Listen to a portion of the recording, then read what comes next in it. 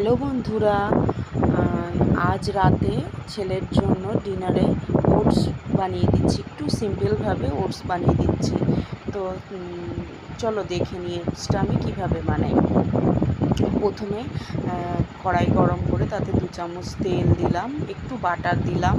দেওয়ার পরে তার মধ্যে একটু পেঁয়াজ কুচি, লঙ্কা কুচি আর একটু রসুন কুচি দিয়ে সামান্য 2 মিনিট একটু নেড়ে চেড়ে নিয়ে তার মধ্যে একটু নুন হলুদ দিয়ে তারপর তোমার হচ্ছে একটু যেটুকু ওটস খাবে সেটুকু ওটস দিয়ে দিলাম।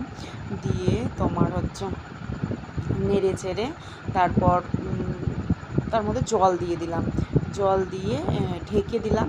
ঢেকে তোমার কিছুক্ষণ ফুটতে দিলাম। ফুটে খুব তাড়াতাড়ি ওটসটাই হয়ে যায়, জানো তো। তো ওটসটা খুব তাড়াতাড়ি হয়ে যায়। ঢাকা খুলে দেখলাম ওটসটা প্রায় হয়ে গেছে। তো আমার ছেলে না একটু ম্যাগি মশলাটা খুব পছন্দ করে, তার জন্য ওর মধ্যে একটু ম্যাগি মশলা দিয়ে দিলাম। দিয়ে নামানোর সময় আবার একটু বাটার দিয়ে দিলাম। তো ও বাটারটা খুব পছন্দ করে। আর সাথে ছিল একটা ডিম সেদ্ধ। তো আজকে রাতে ওর খাবার এটাই ছিল।